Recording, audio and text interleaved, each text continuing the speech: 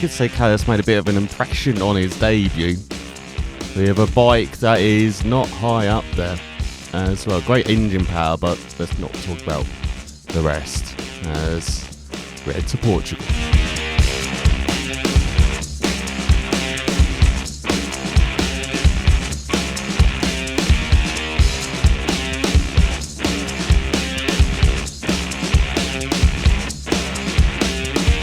Welcome to perfect Portimao on this wonderful go-off circuit.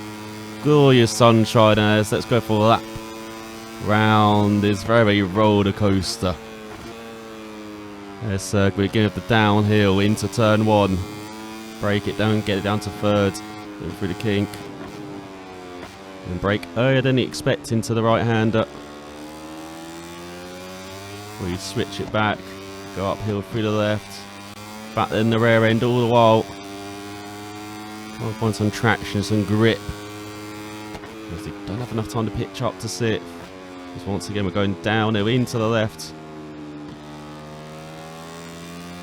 In a very tough corner to go around. And then flat through the kink. And definitely not flat through the next kinks. All the way down the 3rd. And uphill through the 2nd. All the power nice and early to go over the ridge. And go downhill. And slight lift, you can maybe be flat out through that left. Again, brake earlier than you expect into the right hander. All the way down the 2nd. Yeah, it looks like Kaz is catching up some riders in front. Again, slight lift early on here. All the way down the 2nd through the left hander. And then the final section, got the long lap ahead. And so we're going downhill through the right hand, always going away from you, always battling traction and grip. And then this magnificent final corner. That's all too close to the curb is Callis. Well, you could say that in 4th. Suzuki goes to the top with a 51.9. Callis with a very modest 53 forward, 1.5 seconds back. Start saying this is a bit broken if you don't do the first couple of practice sessions. We've joined for practice 3 and look, 4 seconds slower. Doing all 48s were you? Apart from the last guy doing a 49. We did a 53. As you can see, that's kind of mid-pack. For practice 3 that we did, but otherwise, we're, what, 5 seconds off the pace? Right, it's an early lap. And worn tyres for Callis. Let's see if we can set a good marker. Whoa! Giddy up. Right, no messing with Callis. Back to the pits. Soft tyres on. Let's get it. Out of the final corner then for Callis. And it's going to be a 51 flat. Oh, that's a good marker. You never guess what, he's going quicker this lap, it's Callis. It's a bit wide in the final corner. Found nice and early though. And it is going to be a 150.3. Oh, pull the bike in, Callis, I think you're through. Tiny bit bugged. Just 4 seconds quicker.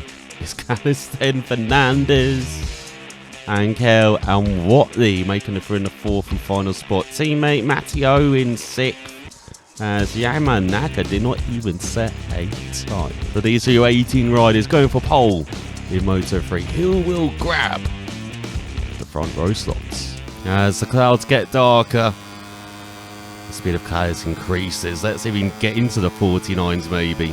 Despite heavy traffic on this lap. Oh no! Right, moment of fate. Can he get for the final corner? Oh my god, he can. As top that from the Japanese rider for Usato.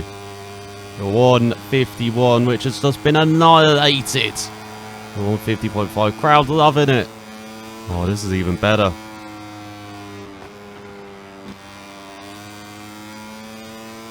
Oh, this is much better.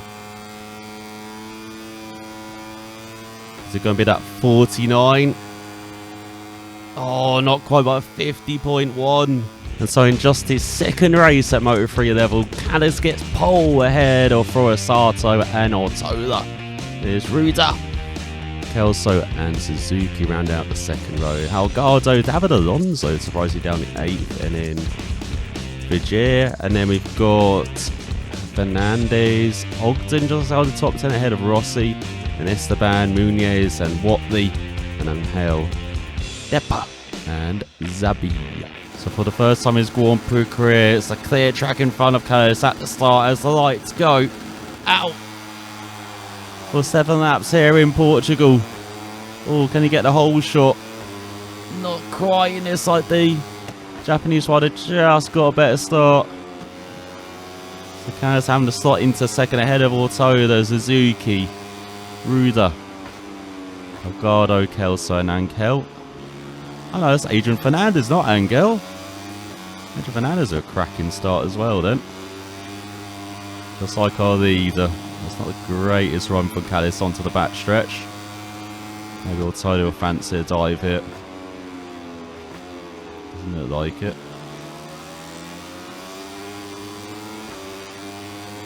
As you can see, soft sauce for Callis. He's got to maybe get this lead back quickly.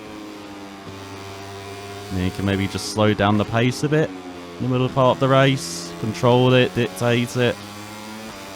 So everyone behind him.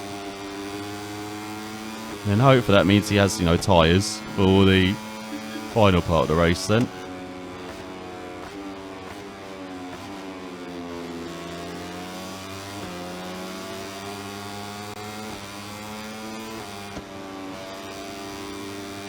See all over the back of the Japanese youngster.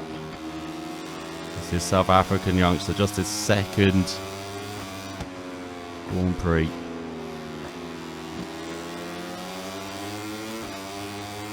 Already had a taste of the lead in Qatar on his debut.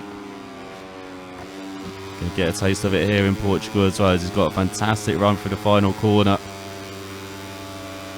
So he's got a toe on the Honda Team Asia bike as well. He's got Suzuki in third as well, ahead of Ortola now. And we've got Callis ahead of Sato into the lead. Oh, he's run wide. There's a crash for Delgado. Delgado down behind. So Alonso up to 6th. Yeah, you are battling for Sato. He's right there on your tail. Don't need a nut behind, because there he is alongside you. Oh, trying to take the lead back.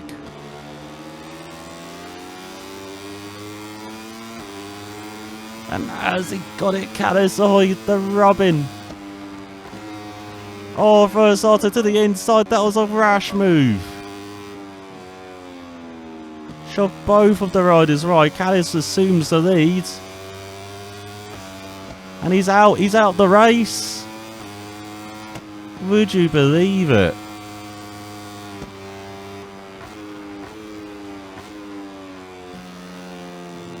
So Callis does get the lead. Well, he's got Suzuki. He's got Ortola behind. Kelso, Alonso rounding out the top 5. As I said, he's got to manage these soft tyres. It's got Ogden into the top 8 as well. Cracking start for the Brit. Well, they're just missing out on points in the first round. And the Dutchman. Oh, here comes Suzuki.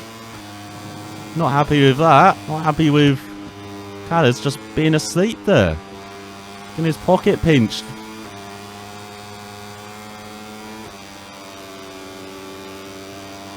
As it's a newbie v the veteran. Slipstreaming towards the first corner.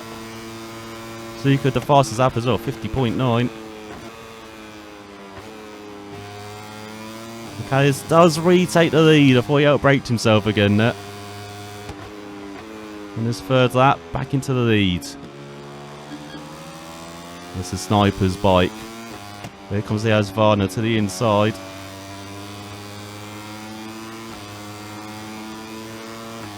Callis once again gets alongside into this left-hander. Knew what this led to on the previous lap. Suzuki going to do the same thing though, and it's like he's a bit smarter. Or is he? Oh my god! Suzuki, what was that? 2 in 2.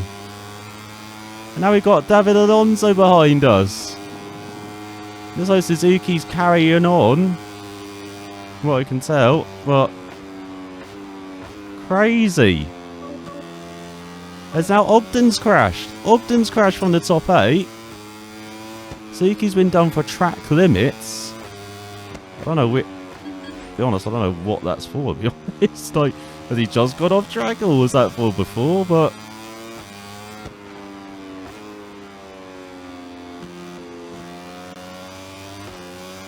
what it means is that Ortona leads by 1.3. Alonso's behind us, 1.8 behind Callis here. Kelso in 4th. Got a Dutchman in 5th ahead of Ruda. David Munoz in 7th. Having a party. Below qualifying position, and then Rossi in 8th.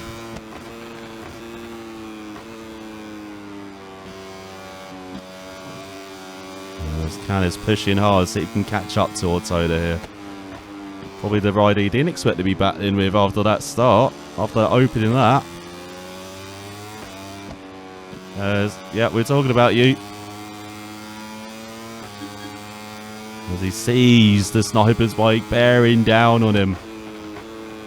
He's like, hang on, I can hear an engine behind me now. What's that? As they got a 3-second gap on Alonso. There's like no dramas into this corner for once. For Callis. What a crazy race. What a crazy race. I'm only halfway through it. Got a battle for the win going on here. As all Callis has outbraked himself. Let's give him some breathing room for Tola. Let's give him some hope for Alonso. As Rossi and Yamanaka have taken their own circuits. I mean, Zabi's up to 8th as well.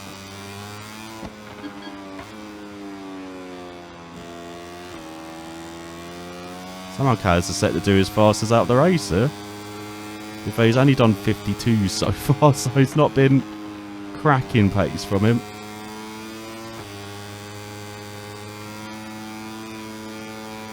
If at least consistent. As we go on to the 5th lap. 2 seconds the gap in front, 1 behind. We'll be looking ahead, Callis. We'll be thinking, looking back. And thinking of just holding on to a podium here. He's first in the Moto3 class.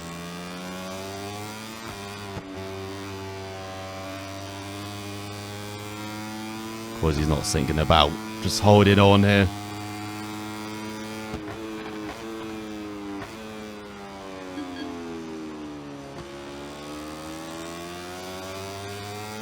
Somehow nice and early.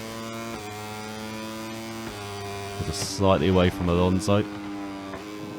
Looks like he's really caught on Ortona though.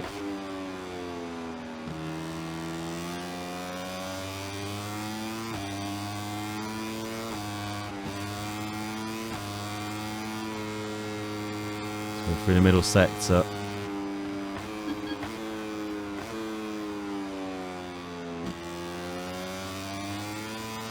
Surprised how good those tyres are looking, considering all the clashes.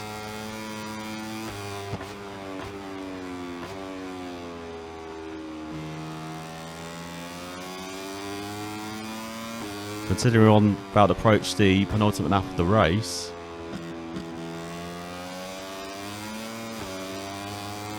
Tyres looking very good. It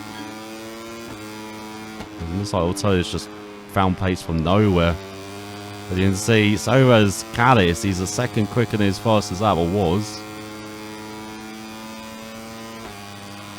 And it's like Alonso's found speed as well. 51.5 or over 50.5. He's like, back off, youngster. This is my Grand Prix victory. So maybe Callis does have the net behind now. Look at Alonso.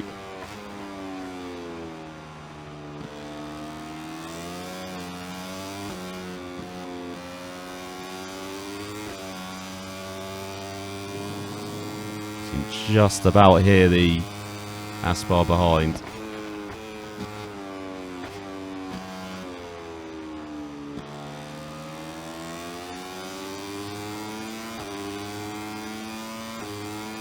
It might not look tense, but it definitely is with Alonso within striking distance. The tyres that are wearing at a rate of knots. It's all about bringing it home for Callis, I think. You can see Ortoda's just ran away with it now. That mistake has cost Callis a chance at winning this. Well, he's right in the tail of Ortoda.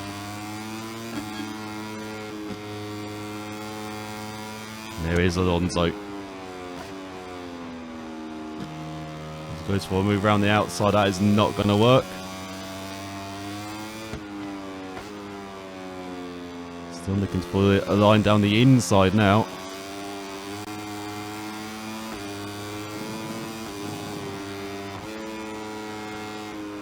Looks like it's worked out for Alonso. Looks like Callis has got on the power nicely as they bump into each other. Approaching on the final out of the race. Who's going to claim second here? Is it going to be Callis or Alonso?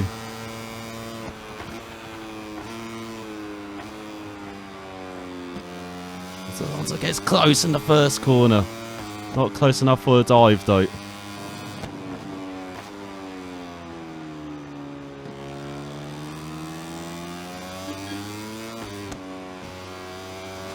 So he makes a dive into the left-hander though. Just letting Callis know he's there, you know.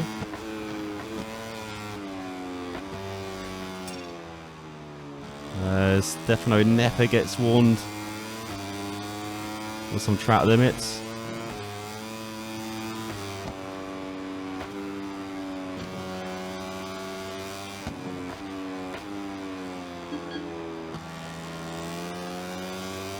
Callis holding on, almost a 5-second lead towards Oda in front. Shows you what Callis is concentrating on. As here comes Alonso to the inside. See bike all out of shape for Callis. Alonso takes second. Or is it just temporary?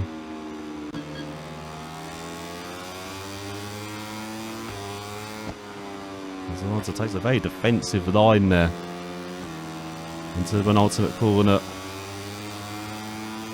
As Ortoda's about to win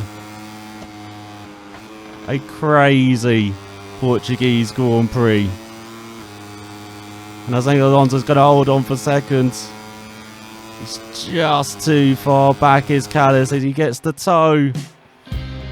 So in the end, after 7 thrilling laps, even Ortoda wins ahead of Alonso. Callis settles for his first podium in Moto3 in just his second race ahead of Dutchman. And then we've got Kelso rounding out the top 5. We've got Munoz, Zabi, Suzuki recovered to 9th ahead of Nepa, Rossi, Fernandez, Esteban, Farioli, and teammate Matteo gets a point in 15th ahead of Helgado as well. As there are your retirements. The early leader, Scott Ogden. So in the Drivers or Riders Championship, it is Alonso leading by 4 points ahead of Suzuki. Callis in third, up a couple of places. Just 9 points off the lead. Ortoda, his first points of the season, in 4th ahead over here. And then Furusato down to 6th. And as you see, Algarda rounding out the top 10 now. As we're up to 18 riders who have scored points now. And then in the Teams Championship, Husqvarna lead the way by 11 points ahead of Aspar. Then it's KTM, Bow Motorsports ahead of Snipers. And then the big winners, MSI, with their first points of the season, as everyone apart from MLAV Racing has scored points. If Ogden just stayed upright, it would be on the score sheet as well.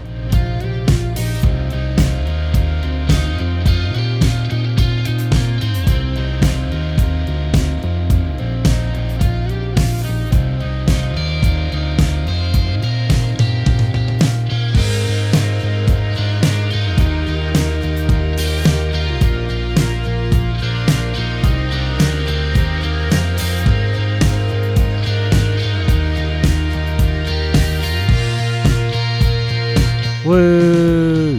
As it got... Oh, look at Bertelli! Oh, hello! Callis actually won their first Moto3 race. I mean, congratulations. I think it's good. If that happened, I certainly didn't expect it. It's nice to exceed the episode on half two. It makes me achievements for you. In fact, I thought I'd put more into it, but it's nice to know there was less of you in. Alright, come on, Callis. Don't burn your bridges after what? 2 races with your teammate? Come on, there we go. Get him back to neutral. As Holgado, I thought I had some advantage in Portugal, but Callis is a real threat. I'll suddenly have to catch up next year. Don't take it so hard. It's a good challenge. I think the fans enjoyed themselves. Those fans will sort you quite as... Bloody hell. All these options for Callis. As third place achieved by Callis before I put some pressure on us in the standings just to get a good result. Let's see if a good third place also have to continue working not to give a beat and do something more. Isn't it? Do I have to win the next race? Send out a message. No one messes around with me. Yeah, that's what you get, Autoda. That's what you get.